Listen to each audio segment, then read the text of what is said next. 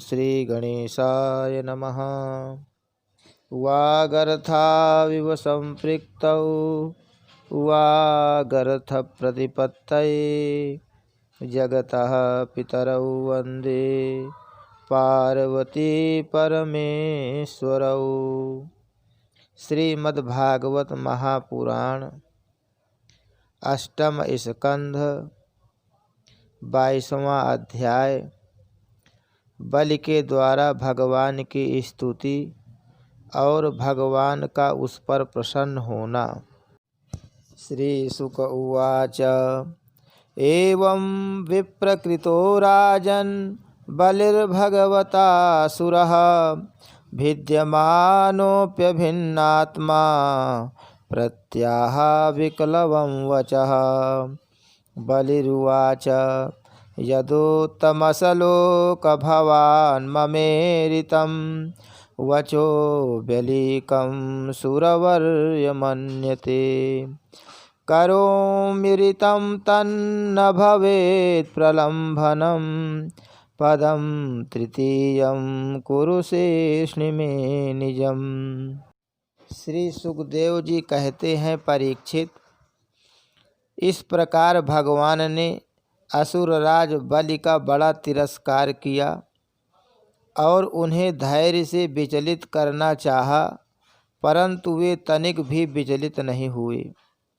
बड़े धैर्य से बोले। दैत्यराज बलि ने कहा, देवताओं के आराध्य देव, आपकी कीर्ति बड़ी पवित्र है। क्या आप मेरी बात को असत्य समझते हैं? ऐसा नहीं है, मैं उसे सत्य कर दिखाता हूँ, आप धोखे में नहीं पड़ेंगे। आप कृपा करके अपना तीसरा पग मेरे सिर पर रख दीजिए। मुझे नरक में जाने का अथवा राज से च्युत होने का भय नहीं है। मैं पास में बंधने अथवा अपार दुख में पड़ने से भी नहीं डरता। मेरे पास फूटी कौड़ी भी नहीं रहे अथवा आप मुझे घोर दंड दें, यह भी मेरे भय का कारण नहीं है। मैं डरता हूँ तो केवल अपनी अपकीर्ति से। अपने पूजनीय गुरुजनों के द्वारा दिया हुआ दंड तो जीव मात्र के लिए अत्यंत वांछनीय है, क्योंकि वैसा दंड माता पिता भाई और सुहृद भी मोहवश नहीं दे पाते।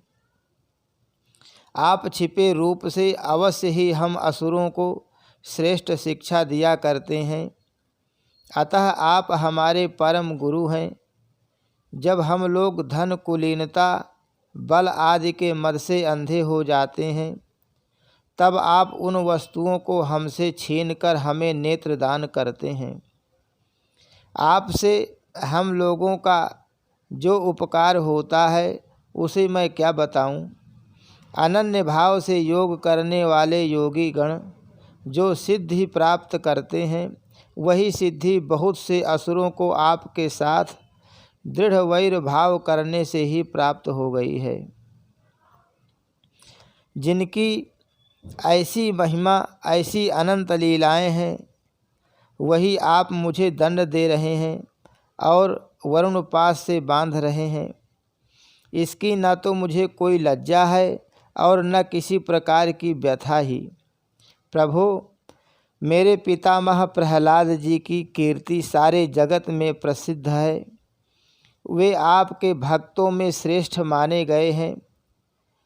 उनके पिता हिरण्यकशिपु ने आपसे वैर विरोध रखने के कारण उन्हें अनेक प्रकार के दुख दिए, परंतु वे आपके ही परायण रहे। उन्होंने अपना जीवन आप पर ही निछावर कर दिया। उन्होंने यह निश्चय कर लिया कि शरीर को लेकर क्या करना है, जब यह एक न एक दिन साथ छोड़ ही देता है। जो धन संपत्ति लेने के लिए स्वजन बने हुए हैं, उन डाकुओं से अपना स्वार्थ ही क्या है। पत्नी से भी क्या लाभ है, जब वह जन्म मृत्यु रूप संसार के चक्र में डालने वाली ही है। जब मर ही जाना है, तब घर से मोह करने में भी क्या स्वार्थ है। इन सब वस्तुओं में उलझ जाना तो केवल अपनी आयु खो देना है।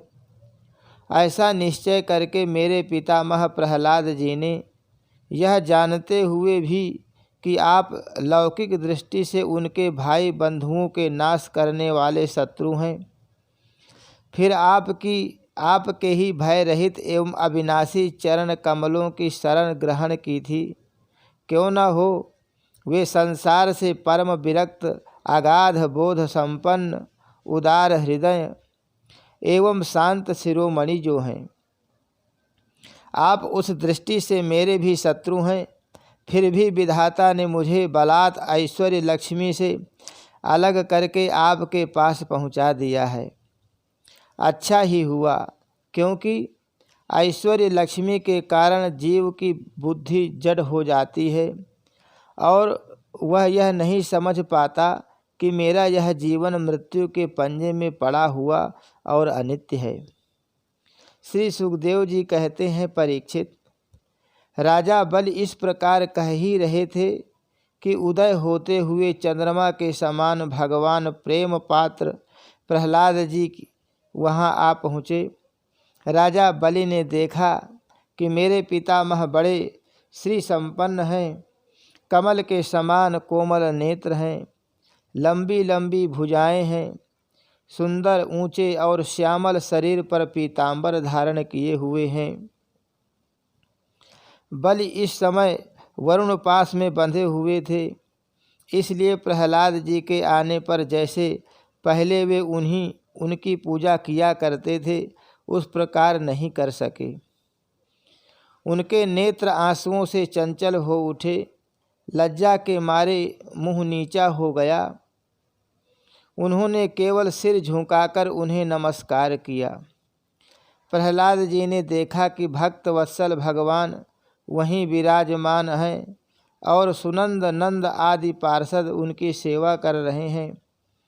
प्रेम के उद्रेक से प्रहलाद जी का शरीर पुलकित हो गया, उनकी आँखों में आंसू छलक आए। वे आनंद पूर्ण हृदय से सिर झुकाए अपने स्वामी के पास गए और पृथ्वी पर सिर रखकर उन्हें साष्टांग प्रणाम किया।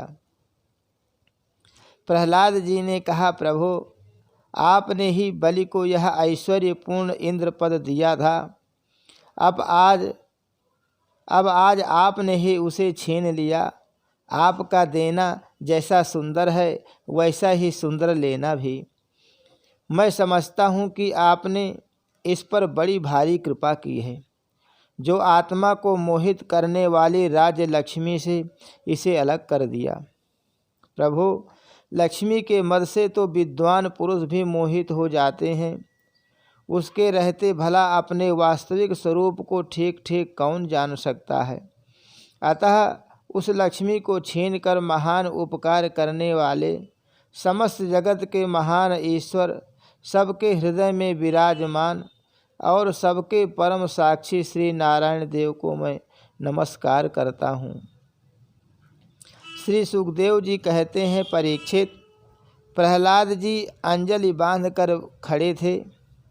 उनके सामने ही भगवान ब्रह्मा जी ने वामन भगवान से कुछ कहना चाहा, परंतु इतने में ही राजा बलि की परम साध्वी पत्नी विंध्यावली ने अपने पति को बंधा देखकर भयभीत हो भगवान के चरणों में प्रणाम किया और हाथ जोड़ मुंह नीचा कर वह भगवान से बोली। विंध्यावली ने कहा, प्रभो, आपने अपनी क्रीड़ा के लिए ही इस संपूर्ण जगत की रचना की है। जो लोग कुबुद्धि हैं वे ही अपने को इसका स्वामी मानते हैं। जब आप ही इसके कर्ता भर्ता और संघर्ता हैं, तब आपकी माया से मोहित होकर अपने को झूठ मूठ कर्ता मानने वाले निर्लज्ज आपको समर्पण क्या करेंगे। ब्रह्मा जी ने कहा, समस्त प्राणियों के जीवन दाता, उनके स्वामी और जगत स्वरूप देवाधिदेव प्रभो, अब आप इसे छोड़ दीजिए। आपने इसका सर्वस्व ले लिया है, अतः अब यह दंड का पात्र नहीं है।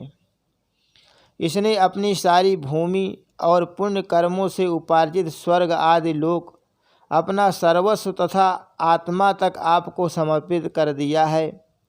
एवं ऐसा करते समय इसकी बुद्धि स्थिर रही है, यह धैर्य से च्युत नहीं हुआ है।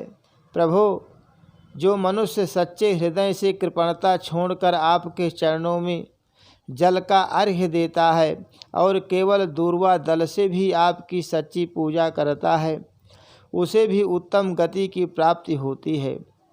फिर बलि ने तो बड़ी प्रसन्नता से धैर्य और स्थिरता पूर्वक आपको त्रिलोकी का दान कर दिया है, तब यह दुख का भागी कैसे हो सकता है। श्री भगवान ने कहा, ब्रह्मा जी, मैं जिस पर कृपा करता हूँ उसका धन छीन लिया करता हूँ, क्योंकि जब मनुष्य धन के मद से मत वाला हो जाता है तब मेरा और लोगों का तिरस्कार करने लगता है। यह जीव अपने कर्मों के कारण विवश होकर अनेक योनियों में भटकता रहता है।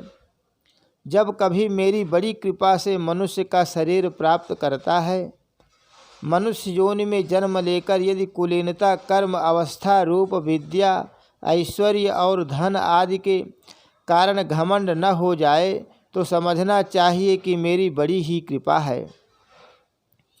कुलीनता आदि बहुत से ऐसे कारण हैं जो अभिमान और जड़ता आदि उत्पन्न करके मनुष्य को कल्याण के समस्त साधनों से वंचित कर देते हैं, परंतु जो मेरे शरणागत होते हैं वे इनसे मोहित नहीं होते। यह बलि दानव और दैत्य दोनों ही वंशों में अग्रगण्य और उनकी कीर्ति बढ़ाने वाला है। इसने उस माया पर विजय प्राप्त कर ली है जिसे जीतना अत्यंत कठिन है। तुम देख ही रहे हो, इतना दुख भोगने पर भी यह मोहित नहीं हुआ। इसका धन छीन लिया, राजपद से अलग कर दिया, तरह तरह के आक्षेप किए, शत्रुओं ने बांध लिया, भाई बंधु छोड़कर चले गए, इतनी यातनाएं भोगनी पड़ी। यहाँ तक कि गुरुदेव ने भी इसको डांटा फटकारा और शाप तक दे दिया, परंतु इस दृढ़व्रती ने अपनी प्रतिज्ञा नहीं छोड़ी। मैंने इससे छल भरी बातें की, मन में छल रखकर धर्म का उपदेश किया, परंतु इस सत्यवादी ने अपना धर्म नहीं छोड़ा। अतः मैंने इसे वह स्थान दिया है जो बड़े बड़े देवताओं को भी बड़ी कठिनाई से प्राप्त होता है।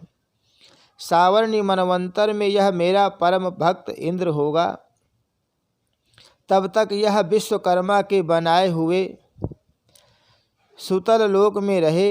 वहाँ रहने वाले लोग मेरी कृपा दृष्टि का अनुभव करते हैं, इसलिए उन्हें शारीरिक अथवा मानसिक रोग, थकावट, तंद्रा, बाहरी या भीतरी शत्रुओं से पराजय और किसी प्रकार के विघ्नों का सामना नहीं करना पड़ता। बलि को संबोधित कर, महाराज इंद्रसेन, तुम्हारा कल्याण हो। अब तुम अपने भाई बंधुओं के साथ उस सुतल लोक में जाओ जिसे स्वर्ग के देवता भी चाहते रहते हैं। बड़े बड़े लोकपाल भी अब तुम्हें पराजित नहीं कर सकेंगे। दूसरों की तो क्या बात ही क्या है। जो दैत्य तुम्हारी आज्ञा का उल्लंघन करेंगे, मेरा चक्र उनके टुकड़े टुकड़े कर देगा।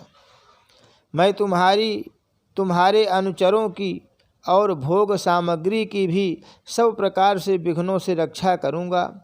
वीर बलि, तुम मुझे वहाँ सदा सर्वदा अपने पास ही देखोगे। दानव और दैत्यों के संसर्ग से तुम्हारा जो कुछ असुर भाव होगा वह मेरे प्रभाव से तुरंत दब जाएगा और नष्ट हो जाएगा। हरि शरणम। श्री कृष्णार्पणमस्तु।